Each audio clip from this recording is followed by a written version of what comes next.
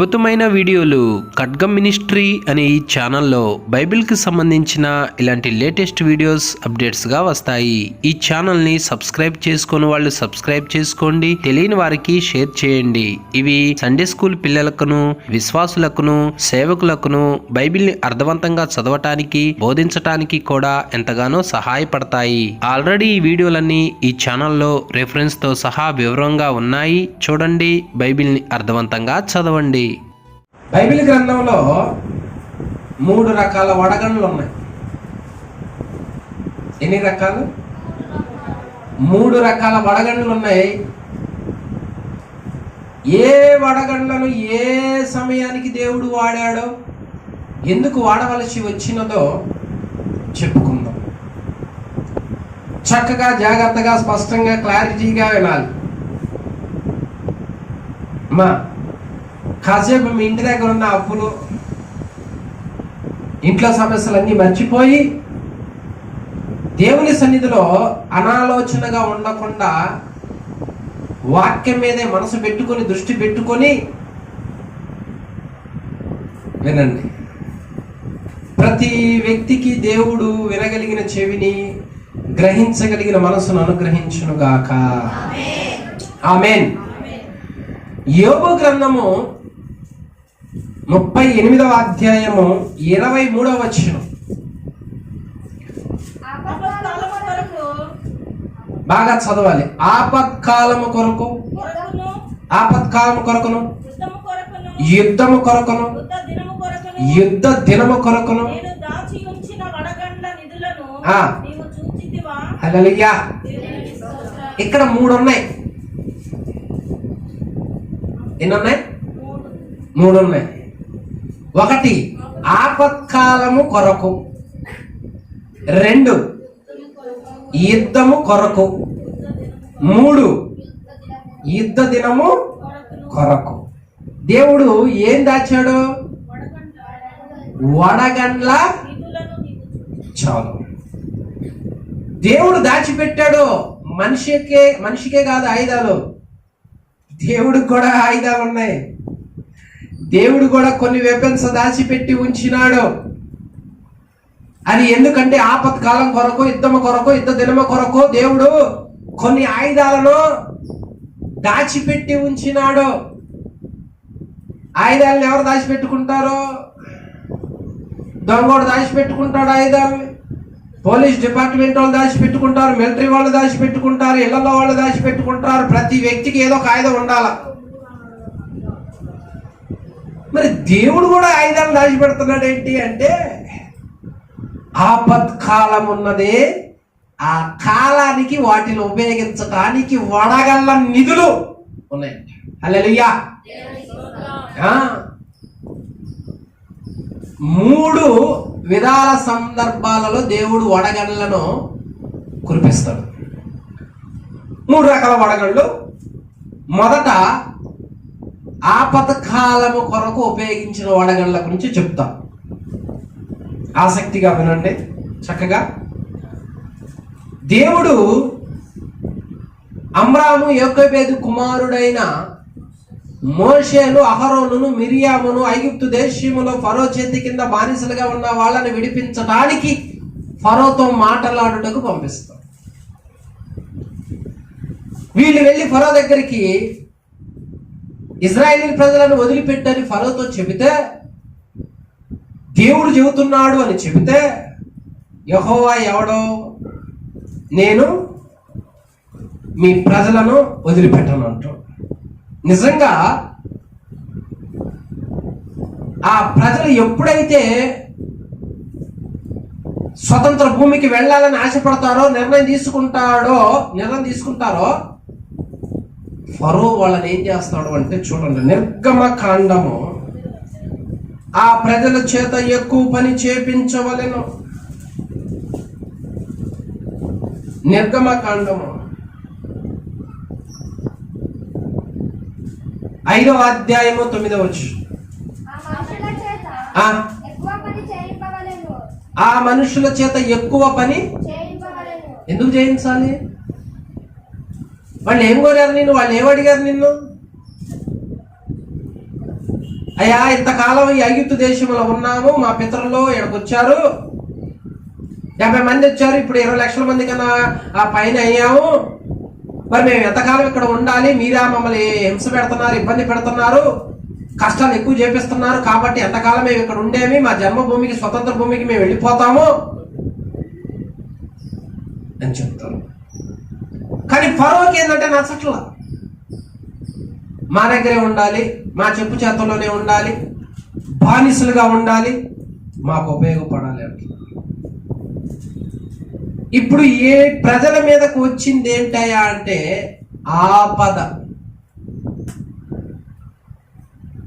ఆపదలో ఉన్నారు. ఫరో వాళ్ళు బంధించాడు, బయటికి రాని ఇట్లా పోని ఈ 20 లక్షల మంది ఫరో మీద యుద్ధం చేసి బయటికి వద్దామని అనుకుంటే కుదరదు. ఎందుకంటే ఆ రోజుల్లో ఫరో దగ్గర శకునగాండ్రు ఉన్నారు, మాంత్రికులు ఉన్నారు.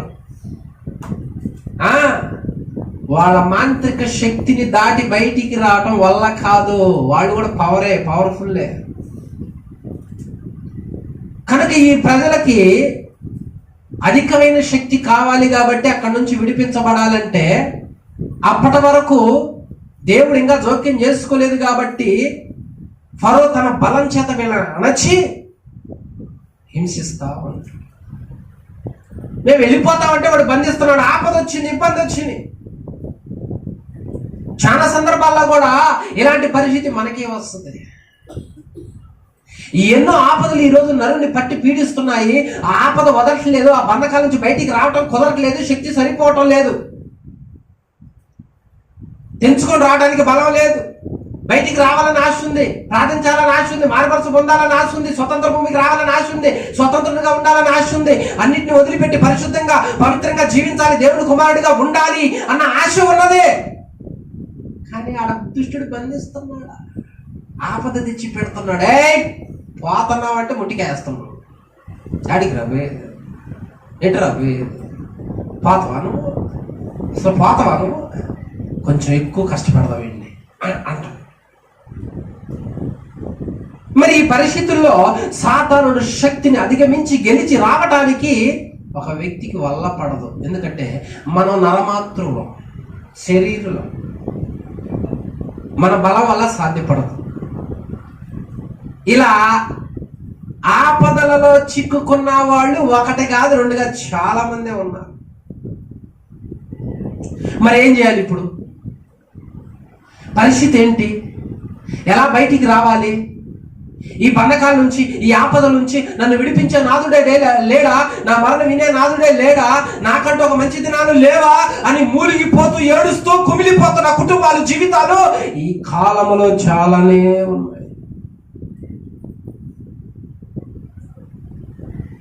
అందుకనే దేవుడు ఏమంటున్నాడంటే కీర్తనల గ్రంథము 50వ కీర్తన 15వ వచనం, ఆపత్కాలమున నీవు నన్ను గూర్చి మొర్ర పెట్టుము. హల్లెలూయా. ఏం చేయాలి ఇప్పుడు ఇజ్రాయేలు ప్రజలు?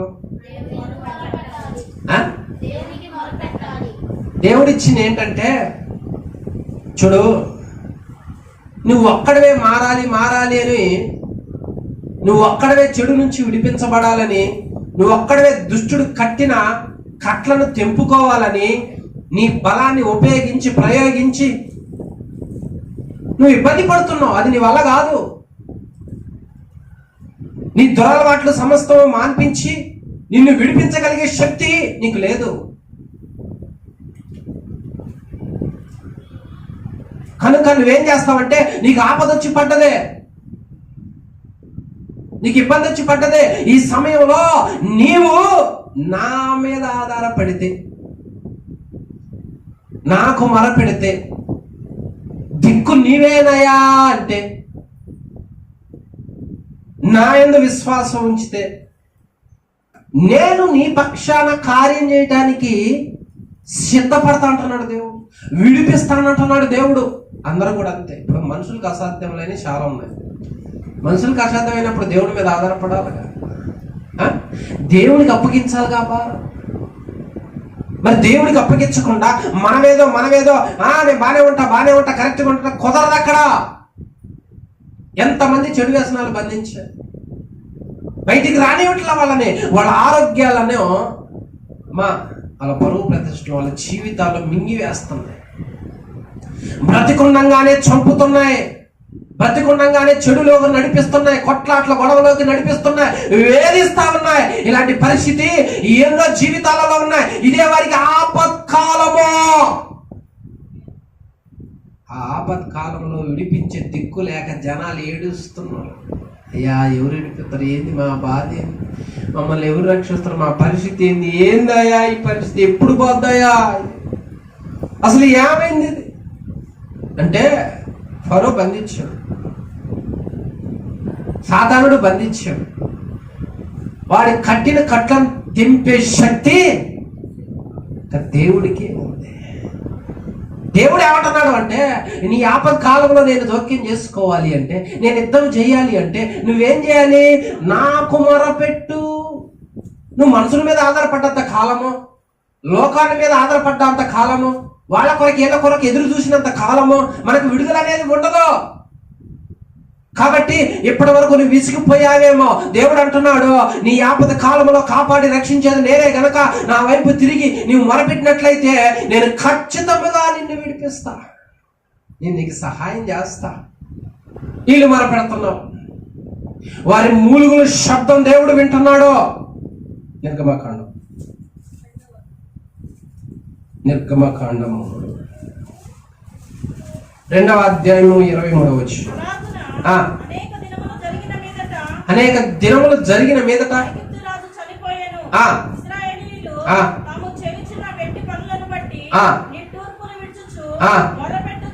మొర్రపెట్టుచుండగా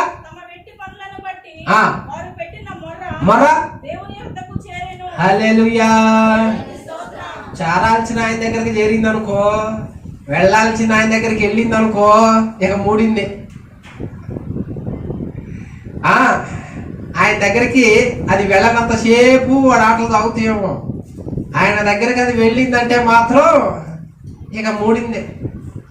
వాళ్ళ మొర యెహోవా సన్నిధికి చేరిందంట, చేరింది. మన ప్రార్థన కూడా అలా చేరునుగాక. చేరిన వెంటనే ఇక దేవుడు అప్పటి నుంచి స్టార్ట్ చేసిండు ఫరో పతనాన్ని. యథావిధిగా మోషే అహరోనులు ఫరో దగ్గరకు పంపించిన ఆ ప్రజలను వదిలిపెట్టు. నీవి గనక నా ప్రజలను వదిలిపెట్టకపోతే, అలాగనే ఉంచితే, బంధిస్తే, హింసిస్తే, ఆపద్దినంలో వారిని అల్లాడింపజేస్తా ఉంటే, వాళ్ళ మీదకి అపాయం రప్పిస్తే దేవుడు చూస్తా ఊరుకుంటాడు అనుకున్నావా? ఏం జరుగుతుందో చూడు. నిర్గమకాండం 9వ అధ్యాయము 25వ వచనం. వడగండ్లు మనుషులనేమి జంతువులనేమి హల్లెలూయా.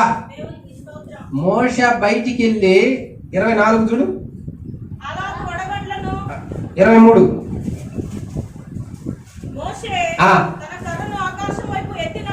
కర్రను ఆకాశం వైపు ఎత్తినప్పుడు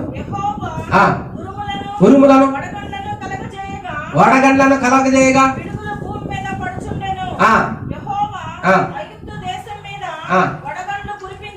వడగండ్లు కురిపించను.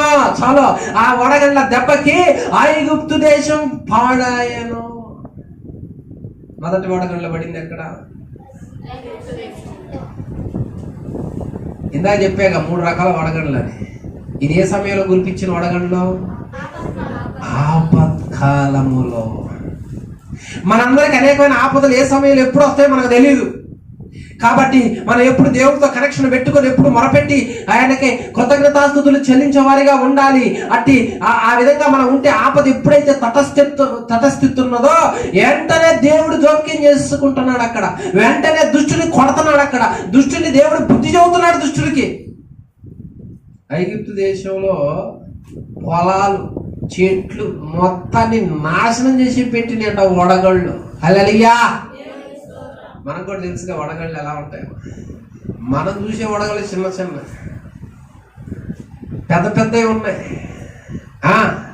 ఆ వడగండ్లు దేశాన్ని ఏం చేశాయి? పాడు చేశాయి. ప్రతి వ్యక్తి బ్రతికేది పంట మీద. ఆ పంట పండకపోతే నరుడికి తినటానికి తిండి లేదు. ఫరోనే చెబితే వినట్లా. వినకపోయేసరికి దేవుడు వడగండ్లను కురిపిస్తున్నాడు. పశువులు బయట ఉన్నాయి, మనుషులు బయట ఉన్నారు. కాయగూరలు, వ్యాపారస్తులు, ప్రయాణాల్లో ఉన్నవాళ్ళు, పొలాలు, కాయలు కాసిన వృక్షాలు ఎన్ని ఉన్నాయో తెలుసా? వాటన్నిటినీ ఈ వడగండ్లు ఏం చేశాయి? పాడు చేసి వదిలిపెట్టాయి. అంటే నీకు నాకు సాతానుగాడు ఆపద తీసుకొని రావాలని చూస్తే, ఆపదలను కలిగిస్తే, మన మొర దేవుడి సన్నిధికి ఎప్పుడైతే వెళ్తుందో ఖచ్చితంగా దేవుడు ఒక ఆయుధాన్ని ఉపయోగిస్తున్నాడు అని అర్థం. హల్లెలూయా. అర్థమైందా? మళ్ళీ కూడా చాలా ఆపదలు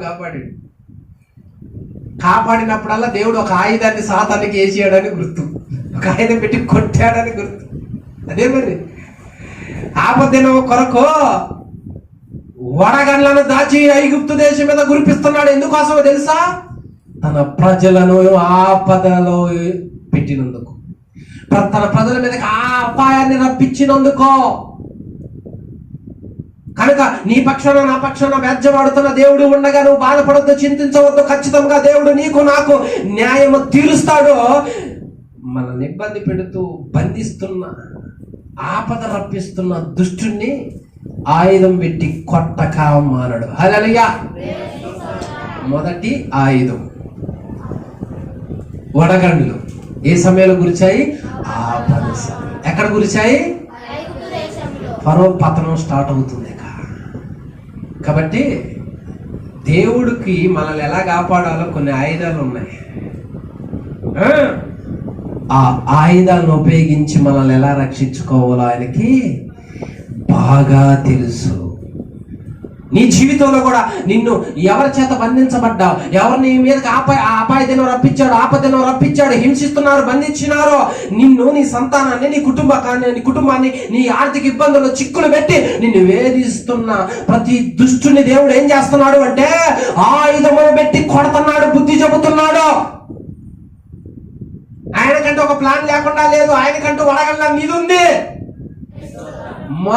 మొట్టమొదటిగా వడగండ్లు ఎప్పుడు కురిశాయి? ఆపత్కాలములో కురిశాయి. రెండవ వడగండ్లు ఏ సమయంలో కురిశాయి? అమ్మా, ఏ సమయంలో కురిశాయి? యుద్ధంలో కురిశాయా? మొదట ఆపత్కాలం అయిపోయింది, ఇంకా అయిపోయింది. మీ ఆపదలు అన్నింటిలో దేవుడు నేను యుద్ధం చేస్తా, వెపన్స్ ఉన్నాయి నా దగ్గర, భయపడొద్దు అంటున్నాడు. రెండవదిగా యుద్ధం, సాతానుడికి మనకి జరుగుతున్న యుద్ధం, ఫేస్ టు ఫేస్ పోరాటంలో యుద్ధం, కల్పిత మాటల్లో యుద్ధం, చూపుల్లో యుద్ధం, మనసులో యుద్ధం, ఆలోచనలో యుద్ధం. ప్రతి దానిలో వాడు మన మీద యుద్ధం చేసి విరుచుకుపడాలని చూస్తూ ఉంటాడు. ఈ యుద్ధములో మన పక్షాన దేవుడు ఆయుధాలను ఉపయోగించాలి. ఎక్కడ ఉపయోగించినాడు? మోషే తర్వాత ఇజ్రాయేలీ ప్రజలు నడిపించడానికి బాధ్యతలు స్వీకరించింది యెహోషువ. యెహోషువ హయాంలో ఇజ్రాయేలీ ప్రజలు నడిపించబడుతూ ఉండగా ఒకనాడు అతని మీదకి ఒకళ్ళు కాదు, ఇద్దరు కాదు, ముగ్గురు కాదు, మరి ఎంతమంది? నలుగురు కాదు, మరి ఎంతమంది?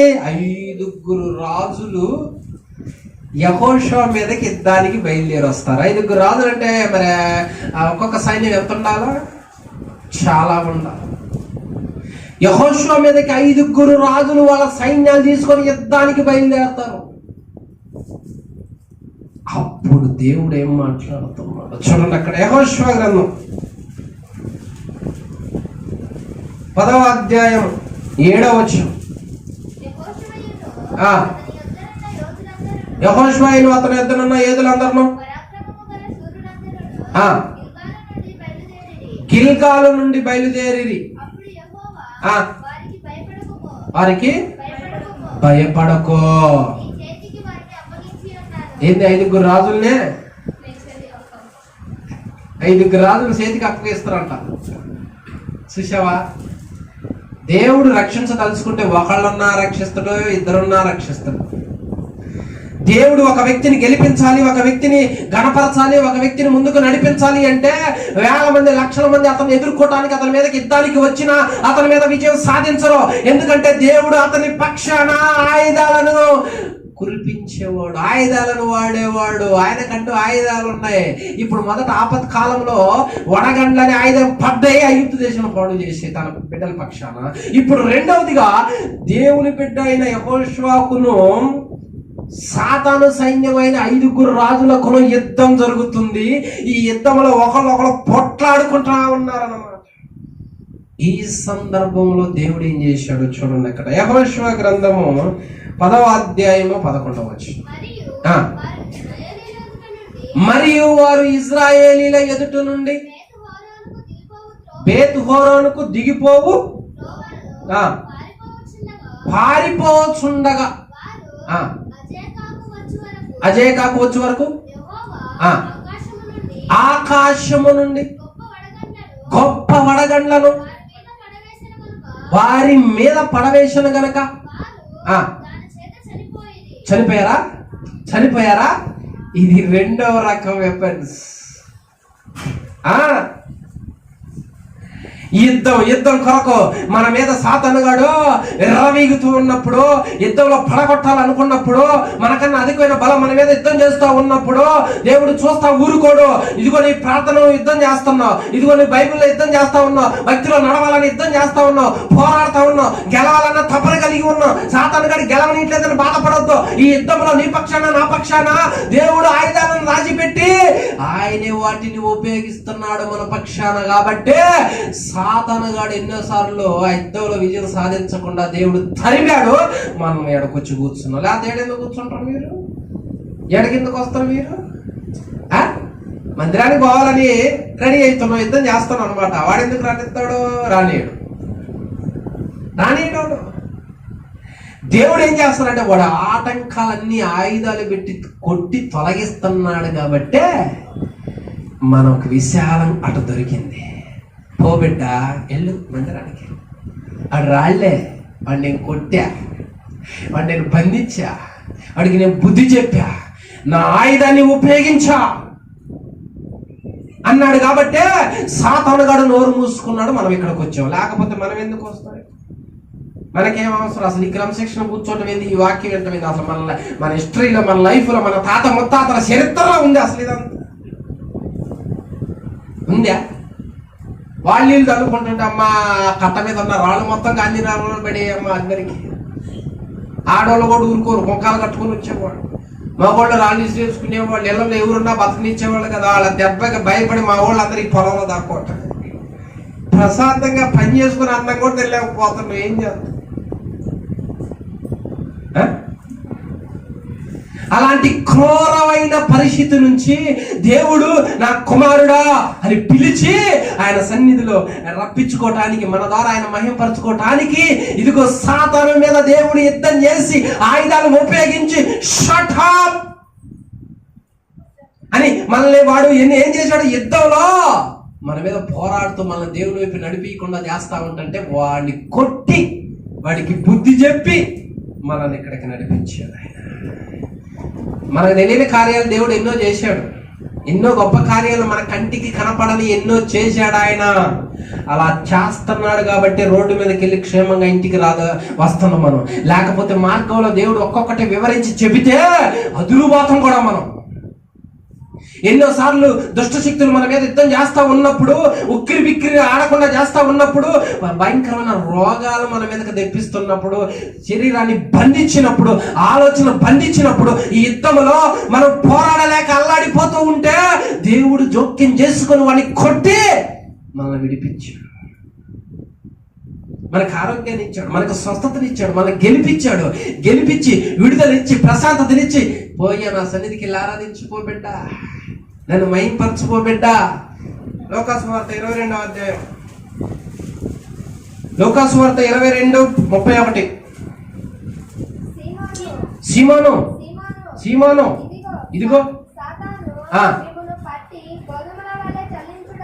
మిమ్మల్ని పట్టి గోధుమ వలె చలించుటకు కోరుకునేది కానీ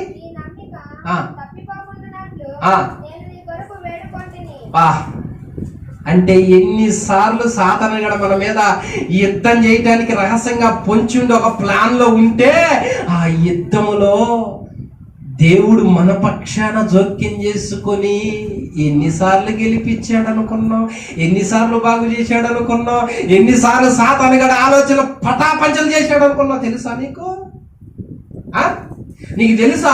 చీమానికి తెలియదు అది, చీమానికి తెలియదు అదే. చీమానికి తెలుసా సాతాను గడ ఏం చేయాలనుకున్నాడో? నీ జీవితాన్ని, నీ భవిష్యత్తుని చల్లా చెదురు చేయాలని చూశాడు, నాశనం చేయాలని చూశాడు. అంత ప్లాను, అంత యుద్ధం, అంత పొంచి ఉన్నాడు వాడు. అది నీకు తెలియలేదు. నీ పక్షాన నేను యుద్ధం చేశా, నేను వాడిని కొట్టా, నేను ఆయుధాలు ఉపయోగించా. ఇదిగో నువ్వు ఈ రోజు క్షేమంగా ఉన్నావంటే ఆ యుద్ధంలో నేను పోరాడా నీ పక్షాన. లేకపోతే నువ్వు ఇలా ఉండేవాడవే సీమోను. నీ నమ్మిక తప్పిపోకుండా నేను వేడుకున్నా. ఆ ప్రార్థన సాతాను గారిని తప్పించి సీమోను పేతురును గొప్పగా వాడుకున్నది. యేసయ్య అంటే ఏమనుకున్నావు? ఎన్నో యుద్ధాల్లో మనం గెలిపించాడు, ఎన్నో యుద్ధాల్లో మన పక్షాన ఆయుధాలను ఉపయోగించి మనం ముందుకు నడిపిస్తానే ఉన్నాడు. సాతాను గారి నోరుని మూసి కొట్టి వాడికి బుద్ధి చెప్పి మనల్ని మన ప్రయత్నంలో ముందుకే నడిపిస్తున్నాడు. ఎదుగు, ప్రార్థన చేయి, నా సన్నిధిలో ఎదుగు అని దేవుడు ఎంకరేజ్ చేస్తున్నాడు. అంటే ఆయన ఎంతో యుద్ధం మన పక్షాన చేస్తున్నాడు. అర్థమైందా? ఎంత యుద్ధం చేస్తున్నాడు అనుకున్నాం. మనమే వచ్చిన సమయాన్ని అసలు వినియోగించుకో. వచ్చిన సమయాన్ని వినియోగించుకోవాలి. జీవనకు తెలియని రహస్యం చెబుతున్న దేవుడు. యుద్ధంలో నేను ఆయుధాలు వాడానయ్యా, నువ్వేం కాదు, నువ్వు అనుకుంటున్నావేమో, నేను వాడా. యెహోషువ మీదకి 5 రాజులు వచ్చారు. దేవుడు ఏమంటున్నాడు అంటే ఆకాశము నుండి గొప్ప వడగండ్లను వాళ్ళ మీద కురిపించాడంట. అట్లా ఆ యుద్ధములో యెహోషువ పక్షాన ఎవరు రంగంలో దిగారు? నీ యుద్ధంలో, నా యుద్ధంలో, మన యుద్ధంలో ఆయన రంగంలో దిగకుండా మనం కనుక కత్తి అడిచిన మనకు ఏమి లేదు, ఎరగొట్టి పంపిస్తాను. సాతాను గాడు ఎరగొట్టి చేతిలో పెట్టి పంపిస్తాను. ఇంకా యుద్ధం చేసినోడికి సాధ్యం. హల్లెలూయా. కీర్తనల గ్రంథము 147 కీర్తన 17వ వచనం.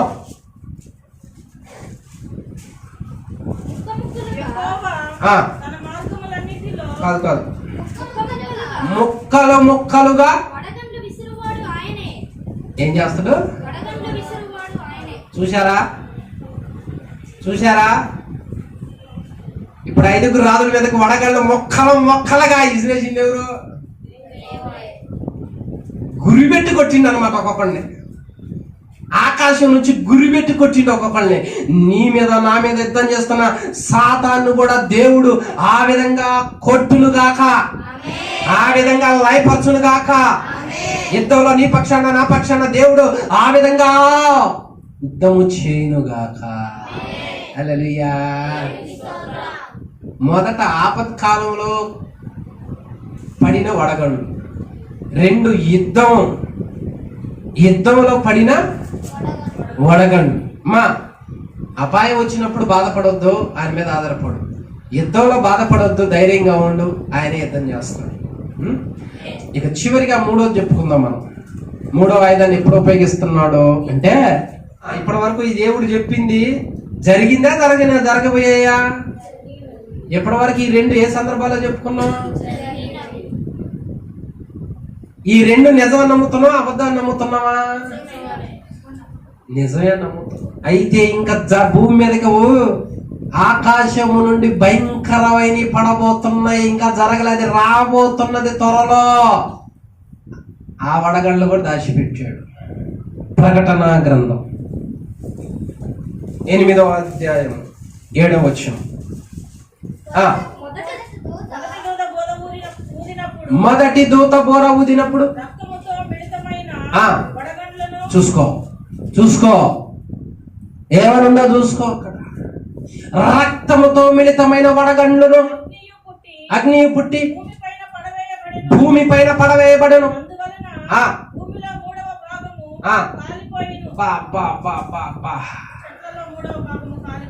చూసావా? విన్నారా? చూశారా? జరగాలా జరిగిందా? ఆ టైపు అక్కడ ఇంకా దాచబడి ఉన్నాయి. 2 రకాల వడగండ్లు కురిపించాడు. ఇక భయంకరమైన వడగండ్లు, రక్తంతో మిళితమైన వడగండ్లు భూమి మీద పడుతున్నాయి. దాని వలన ఏంటంటే భూమిలో 3వ ఇప్పుడు ప్రజలందరికీ బ్రతుకు తెరువు ఏంటి అంటే మొదట పంటలు పండాలి, పశువులు కావాలి. పంటలు పండకుండా, పశువులు లేకుండా ప్రపంచం ముందుకు కొనసాగాలంటే సాగదు. భూమిలో 3వ భాగం ఎందుకు కాలిపోతున్నది అంటే 3% పశువులు తినే గడ్డి కాలిపోతుంది, 3% పంటలు పాడైపోతున్నాయి, 3% భూమి చెడిపోతుంది. అంటే ఇంకా ఆ శాతంలో గడ్డి లేదు, పంటలు పండవు. మరి ఇంకెలాంటి కరువు రావాలా? ఎలాంటి ఇబ్బంది రావాలా? ఆ పశువులకు మేత ఏంటి? ఆ పొలం ఆహారం లేకపోతే ఆ ప్రాంతంలో ఉన్న వాళ్ళు ఎలా బ్రతకాలి? ఇప్పుడు మనం ఆహారం తింటున్నాం అంటే ఏ ప్రాంతం నుంచి వస్తున్నాయి, ఎక్కడ బండి వస్తున్నాయి? మరి అదే కాలిపోతే పరిస్థితి ఏంది? అదే చెడిపోతే పరిస్థితి ఏంది? ఇక మనం ఎలా బ్రతుకుతాం? భూమి మీదకి దేవుడు పెట్టిన ఆయుధాలు ఉన్నాయమ్మ, జాగ్రత్త. ఈ త్వరలో రాబోతున్నాయి, ఈ త్వరలో జరగబోతున్నాయి. యోహానుకు చెబుతున్నాడు ఈ మాటలో, ఇవి సంభవింపనవై ఉన్నవి, త్వరలో జరగబోతున్నవి, ఇది రాయి. అపోస్తులైన యోహాను చెప్తున్నాడు, అది ప్రకటన గ్రంథం. మరి ఆ కాలంలో ఎంత సువార్త చెప్పినా నువ్వు రక్షించబడవు, బాప్తిజం తీసుకో, దేవుడు అంటే పెడచేవిని పడతావు. భూమిలో 3వ వంతు కాలిపోతే పరిస్థితి ఏంది? అదే అయిపోయింది అనుకున్నావు. ఇంకా ఉన్నాయి తెగుళ్ళు. 3వ వంతు నీరు కూడా గాలిపోద్ది, 3వ వంతు చేపలు కూడా చచ్చిపోతాయి. ఒక్కొక్కటి తెలుసుకో, కాస్త జ్ఞానం కలిగి ఉండు. ఈరోజు ప్రపంచం బ్రతుకుతున్నది అంటే డబ్బుంటే సరిపోద్ది, తిండి కావాలగా. ఆహార పదార్థం ఎక్కడి నుంచి వస్తుంది? ఇప్పుడు చెప్పండి, మనం తినే ప్రతి ఆహార పదార్థం ఎక్కడి నుంచి వస్తుంది? ఎక్కడి నుంచి వస్తుంది? మరి అది కాలిపోతే ప్రజలు, జనం మీదకి జనం లేచే టైప్ అనమాట. ఇంకా కాలం తిండి లేక, కరువు వచ్చి, పశువులకి మేత లేక అల్లాడిపోయి ప్రాణాలు గుప్పటి చేతిలో పెట్టుకొని తిండో ఆకలో ఆకలో ఆకలి. ఎక్కడా భూమి కాలిపోయింది, లేదు తినడానికి తిండి లేదు, పశువులు లేదు, చచ్చిపోతాయి. ఎందుకో తెలుసా? ఇది యుద్ధ దినము. మొదట ఆపత్తి కాలంలో గురిసిని, 2 యుద్ధం కొరకు గురిసిని, 3 యుద్ధ దినము. అంటే భూనివాసులు దేవుడు చెప్పిన మాటకి లోబడక చెప్పిన టైం అయిపోతుంది కదా, అయినా వినకపోయేసరికే ఇక ఆ యుద్ధం స్టార్ట్ అయింది. దేవుడు చెప్పిన మాట వినని ఇదిగో తిరుగుబాటు చేసే వాళ్ళ మీదకి యుద్ధం చేసేటప్పుడు ఉపయోగించే వడగండ్లై. నేను ఇచ్చిన భూమినే సాగు చేసుకొని బతుకుతారు,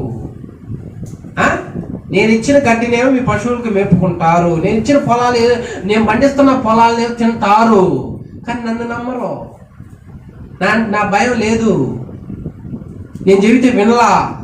సమయం అయిపోయింది, ఇక యుద్ధం వ్యాజ్యమాడుతున్నా మీతో, యుద్ధం చేస్తున్నా మీతో, సమయం ఆసన్నమైంది. దాచిపెట్టే దానికోసమే అని ఆ వడగండ్లు కురిపిస్తా ఉన్నప్పుడు ఇక ఏం చేయాలమ్మా? పొలాలు కాలిపోతున్నాయి అంటున్నాడు దేవుడు అక్కడ. అమ్మా ఇప్పుడు ఫర్ ఎగ్జాంపుల్ ఈ ఎస్టీ ఖాళీ వరకు ఇంతమందికి కావాల్సిన ఆహారం ఒక చోట పండుతుంది, ఇంతమందికి ఎంత కావాలో అంత పండుతుంది. దేవుడు ఏం చేశాడంటే అయోగ్యంగా ఉన్న వాళ్ళు, ఆయన చెప్పిన మాట విన్న వాళ్ళకి ఆహారం లేకుండా ఉండనట్లు వడగండ్లు కురిపించి ఇంతమంది తినే ఆహారంలో 3వ వంతు తీసేసిండు, మిగిలిన ఆహారం తీసుకొచ్చాడు. ఇప్పుడు ఇంతమంది ఉన్న వాళ్ళకు 3% మంది తిన్నారు, 1% మంది తినలా. ఇప్పుడు వాళ్ళ పొజిషన్ ఏంటి చెప్పండి?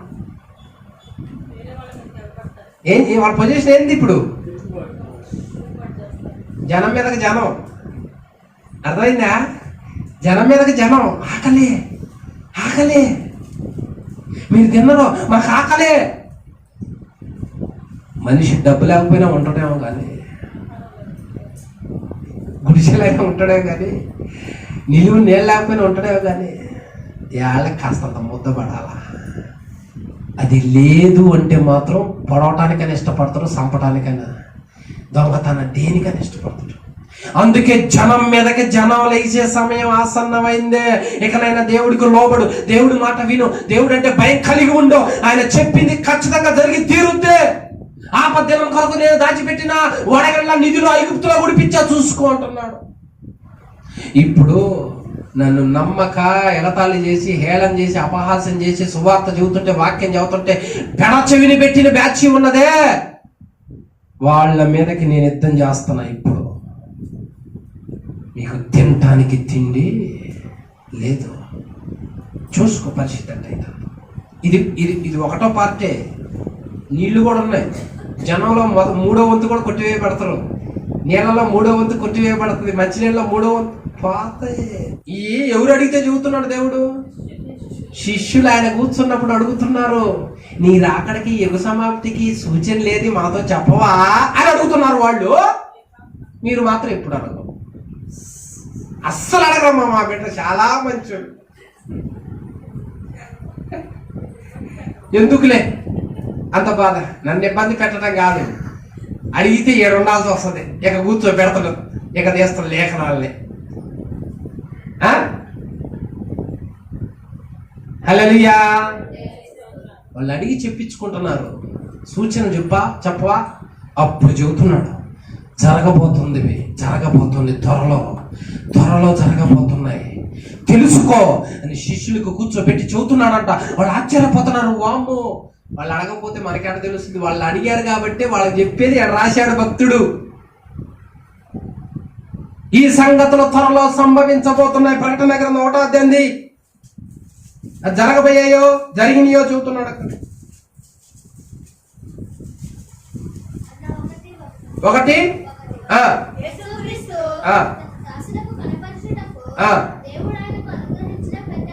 తన దాసులకు కనుపరచుటకు దేవుడు అనుగ్రహించిన ప్రత్యక్షత లైవ్.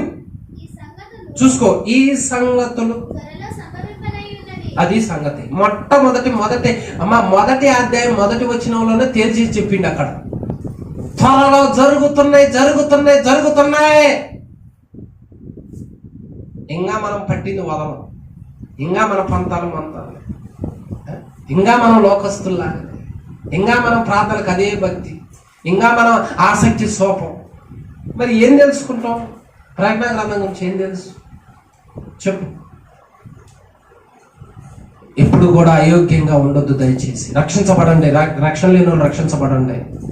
వాక్యం తెలుసుకోండి. త్వరలో సంభవింపబోయి ఉన్నవి ఈ సంగతులు.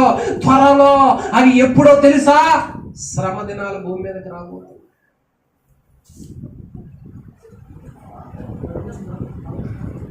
భూమి మీదకి ఏమి రాబోతున్నాయి? శ్రమ దినాలు.